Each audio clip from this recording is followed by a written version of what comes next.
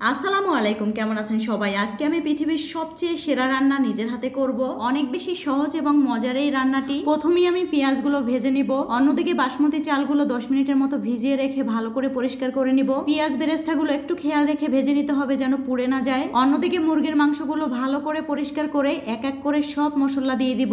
এমন বৃষ্টির দিনে গরম গরম কাচ্চি বিরিয়ানি কান্না ভালো লাগে। রান্নাঘরে সবকিছু গোছানো থাকলে রান্না করতে খুব একটা সময় লাগে না। কাচ্চি বিরিয়ানি অনেকেই তো অনেকভাবে রান্না করে, কিন্তু এইভাবে আপনারা কখনো রান্না করেছেন? মশলা দিয়ে মাংসগুলো মাখানো হয়ে গেলে পেঁয়াজ ভেজে রাখা যে তেলটুকু ছিল এটুকু দিয়ে আরো একবার মেখে নিব। মাংসগুলো কিছু সময় রেস্টে রেখে চুলোর উপর কিছু পানি বসিয়ে দিলাম, সাথে কিছু মশলাও দিয়ে দিলাম আর পরিষ্কার করা চালগুলো এবার দিয়ে দিচ্ছি। এই অবস্থায় পরিমাণ মতো লবণও দিয়ে দিতে হবে। চালগুলো পুরোপুরি সেদ্ধ করা যাবে না, এখন পানি ঝরিয়ে নিব। এবার আমি ম্যারিনেট করা মাংসগুলো পাতিলের মধ্যে দিয়ে দিব।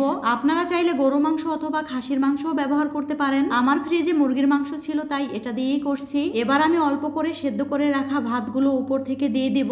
মাঝে মধ্যে মন চায় পরিবারের মানুষের জন্য মজার মজার খাবার রান্না করি। আমার দেখা সবচেয়ে সহজ এবং মজার রান্না এটা। ভাতগুলো দিয়ে উপর থেকে পেঁয়াজ বেরেস্তা, ধনিয়া পাতা, কাঁচামরিচ আর সামান্য ঘি দিয়ে দিব। আমি আবার ঘিয়ের সাথে গুঁড়া দুধ আর ফুড কালার ব্যবহার করছিলাম যেন দেখতেও ভালো লাগে। মাত্র 40 মিনিটের মতো ঢাকনা দিয়ে লো আঁচে রেখে দিয়েছিলাম আর দেখেন পুরোপুরি হয়ে গেছে।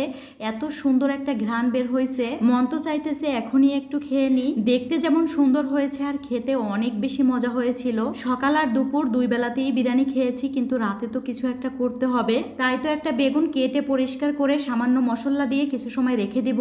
অন্যদিকে কিছু আলু সেদ্ধ করে নিয়েছিলাম, এবার খোসাগুলো উঠিয়ে নিব।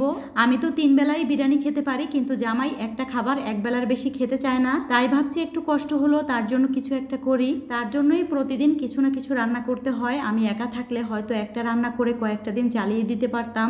আমি কিন্তু রাতের খাবার বিকেলবেলায় সবকিছু রেডি করে রাখছি, কারণ সন্ধ্যার পরে একটু বাইরে বের হব। একদিকে বেগুনগুলো তেলে ভেজে নিচ্ছি, অন্যদিকে মরিচ ভর্তা আর আলু ভর্তা বানিয়ে নিব। আজকে আমি কাঁচা পেঁয়াজ দিয়ে ভর্তা বানিয়ে নিব। মাঝে মধ্যে ভেজে নিই, ভেজে নিলে আবার অন্যরকম লাগে খেতে।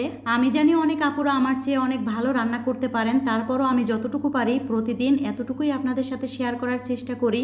আর আপনারা যে আমার রান্না এত এত পছন্দ করবেন আমি তো ভাবতেই পারি নাই। এছাড়াও আপনাদের সুন্দর সুন্দর কমেন্টস পড়তে আমার অনেক অনেক ভালো লাগে। এই তো রান্না শেষ করে সবকিছু পরিষ্কার করে নিচ্ছি। অনেকদিন পর একটু বাইরে বের হব, তা আবার সন্ধ্যার পর। এতদিন তো বাইরে বের হওয়ার কথা ভাবতেই পারতাম না, অনেক বেশি ভয় লাগতো। বাসার নিচে নামতে নামতে ভাবতেছিলাম হঠাৎ করে যদি বিদ্যুৎ চলে যায় তাহলে আমি কি করব। যখন আমি একা একা নামি তখন এরকম চিন্তা আমার মাথার মধ্যে ঘুরতে থাকে। বাইরে তো খুবই অল্প সময় ছিলাম। বাসায় আসার পর আপনাদের ভাইয়া বলতেছিল কিছু ভর্তা বানাতে। বাসায় আবার মুড়ি ছিল না, এখানে আমি চাল ভাজা আর চানাচুর দিয়ে একটা ভর্তা বানাচ্ছি। ছোটবেলায় এই খাবারটা এত বেশি খেয়েছি, আমার মতো কোন কোন আপুরা খেয়েছেন অবশ্যই জানাবেন। যাই হোক, আজকের ভিডিওটি এ পর্যন্ত। সবাই ভালো থাকবেন।